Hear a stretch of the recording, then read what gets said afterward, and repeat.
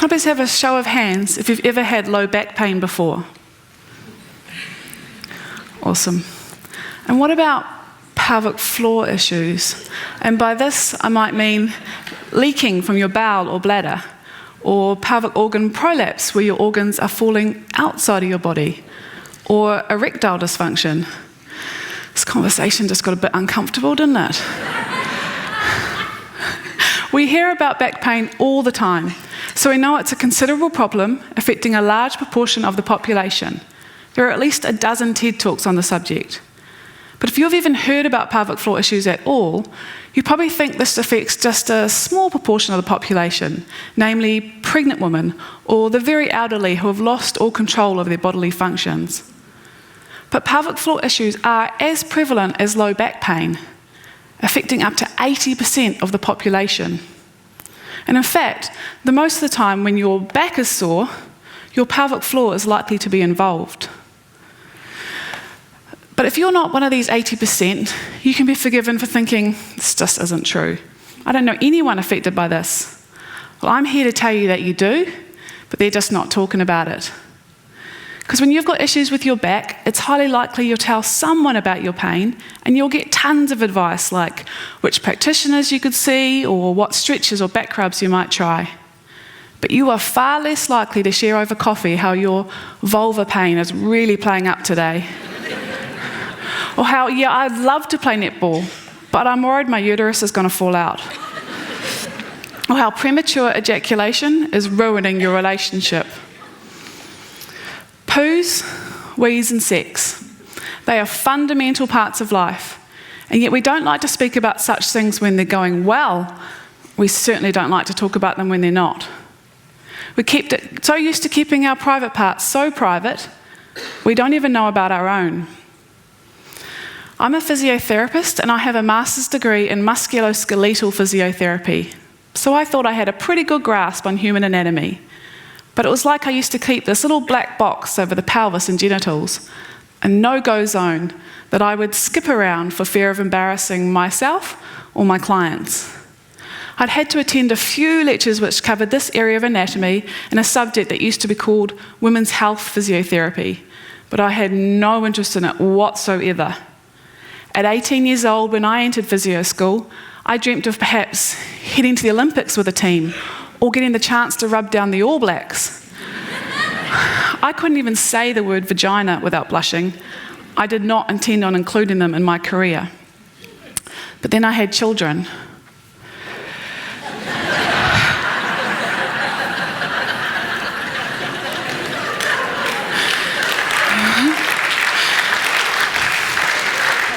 And I discovered the true importance of this structure literally holding our bodies together. A part of you that you take very much for granted until it's not functioning properly. And a part that due to the sensitive, awkward, even downright embarrassing nature is underreported and it's undertreated. It's the pelvic floor. Now, pelvic floor is not just a clever name, it's literally the floor of our pelvis, which is pretty useful because it stops all our insides falling out. It's made up of a group of muscles, but also of fascia and connective tissue, which holds everything in its place. It's so much easier for me to stand up here and teach you about your biceps, for example, because I could say, here it is, and this is what it does. I'm not showing you my pelvic floor. But if I can get you all to sit up nice and tall in your chairs, I want you to imagine you're walking into really cold water. So as that icy cold water gets higher up your thighs, I want you to try and lift your most sensitive bits up and out the way. That's your pelvic floor.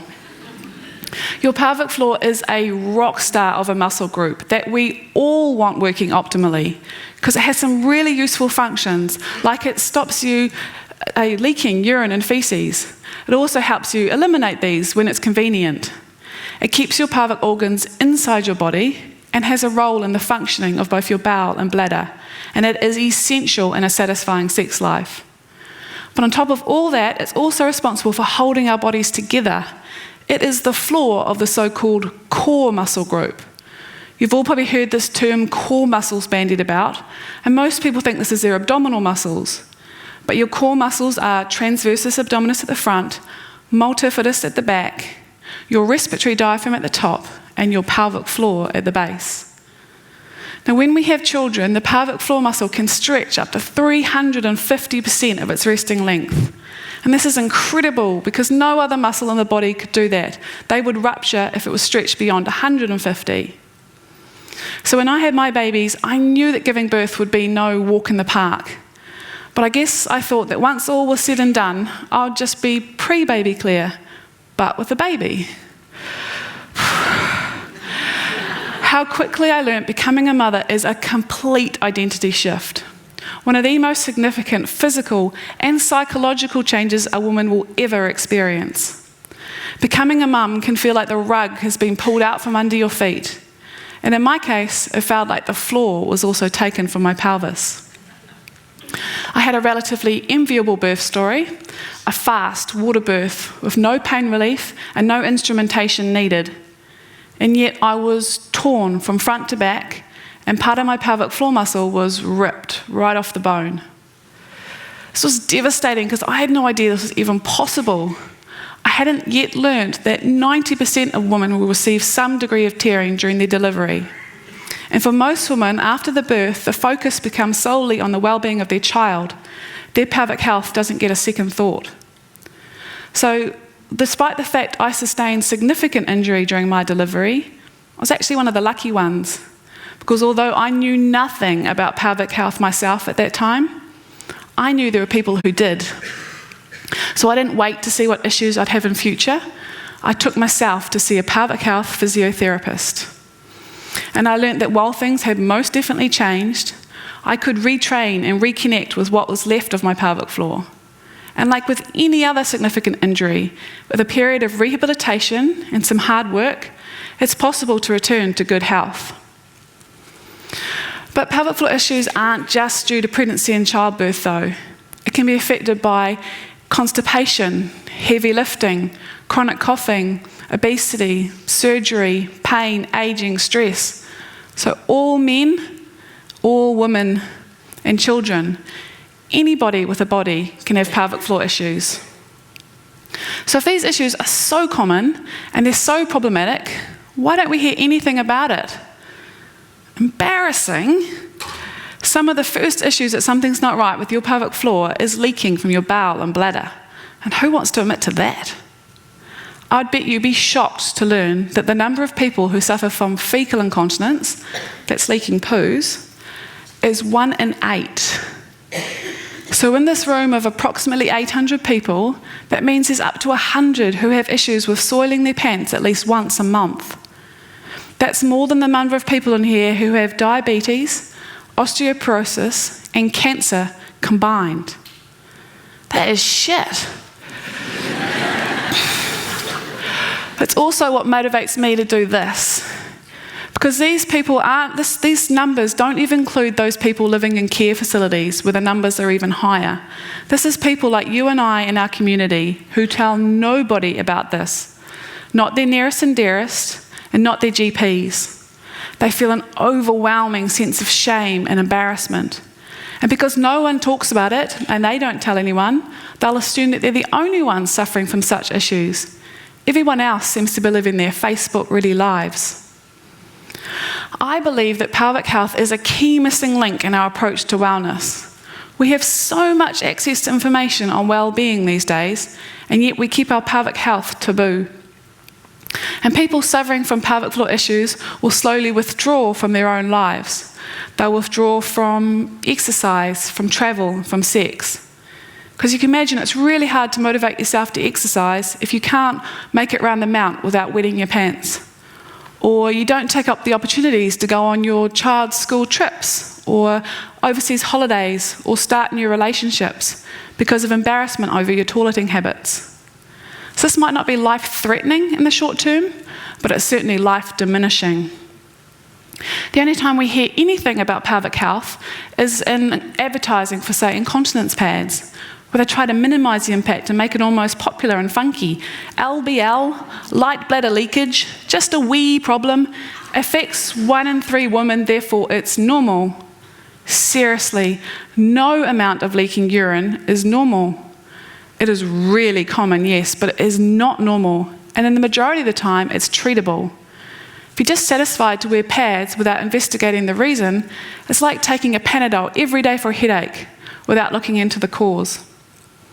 So if you're getting home and putting the key in the door and getting a really sudden, difficult to defer urge to pee, or you leak on cough, sneeze, laugh and exercise, this is super common. It's not normal. If you're struggling and straining to pass a bowel motion and having to wipe hundreds of times to feel clean, it's really common. It's not normal. If you've got pain with sex, loss of sensation, inability to achieve orgasm or erectile dysfunction, these are all really common. Not normal. And if you've got a heavy dragging pain, feeling like your pelvic organs are sitting lower than they should, this is surprisingly common. It's not normal. You do not need to put up with it, and you do not need to accept it as your lot in life. And seeking treatment for this, you can get benefits in all aspects of your well-being. As I'm speaking, I can sense you're all still madly trying to contract in those pelvic floors. Because everyone assumes when a physio talks about pelvic health, we'll just be encouraging you to do your Kegels all day, every day. And Dr. Arnold Kegel was a legend. He did the world a great service when back in the 1940s, after 18 years of research, he discovered the pelvic floor muscles are like any other muscle, able to return to function with an appropriate exercise regime. He described the pelvic floor muscles as the most versatile muscle group in the entire human body. And before his work, these muscles and their role in supporting the pelvis were largely ignored. But it seems as though public perception of pelvic floor rehabilitation stopped with his techniques published in the 1940s. And there are no areas of medicine or exercise science that have remained constant for the last 70 plus years. So please don't think this of pelvic health. Kegels are not your only option, and they're not a blanket treatment for anything to do with pelvic health. So if you've tried a few squeezes before, perhaps following a pamphlet or Dr. Google, if this hasn't changed what's happening for you, well, maybe you weren't doing it right, or maybe it wasn't what you needed in the first place. Because Dr. Kegel's work focused on what he called pelvic floor relaxation, where the muscles were stretched and weak, usually following vaginal birth. But more than half the women and the majority of the men I see in my clinic, they don't suffer from pelvic floor relaxation, but rather an overactive pelvic floor, one that's too tight, an inability to relax their pelvic floor. And tight does not equal strong. This causes its own set of problems, but a lot of pain in your hips, back, pelvis and genitals, pain with sex, worsening menstrual pain, but also frequency and urgency to wee and difficulty evacuating your bowels. If we use our biceps again to show this example, if I get you all to squeeze your biceps as tight as you can, squeeze it as tight as you can, it only takes a couple of seconds before that starts to feel a bit uncomfortable, right? And you're probably not feeling as strong in this position as compared to as if you're in a more mid-range position where you can both contract, relax and extend. Muscles like to hang out in a mid-range position, and so too with the pelvic floor. It doesn't want to be stuck in a short, tight position where it can't work well with those other pelvic floor muscles. It hurts, and it's not as strong and coordinated. So if you leak, please don't assume you must be weak. This is a much harder concept for people to grasp, because everything we thought we knew about pelvic health was that it must be weak and lengthened. So how does it get too tight? There are so many ways in our modern life, but trying to suck your tummy in all the time, being told we have to engage our core, and also some high-load repetitive sports. There's a study that looked at 300 elite female college athletes competing in a variety of sports, from basketball to ballet. So these are strong, fit young girls, and only 13 had previously had a child. And yet 52% reported leakage of some kind. And only 3% had discussed it with a medical provider. There's also a strong correlation between our emotional well-being and our pelvic health. Depending on your thoughts around evolution, we, like many other mammals, may have had a tail at some stage, and now we've just got a tailbone. And these pelvic floor muscles all attach to our tailbone. So when you're stressed or anxious or upset or hurt, it's like we're trying to tuck our tail in. See what happens next time someone pisses you off at work or cuts you off at traffic. Does your body feel all open and relaxed, or short and tight?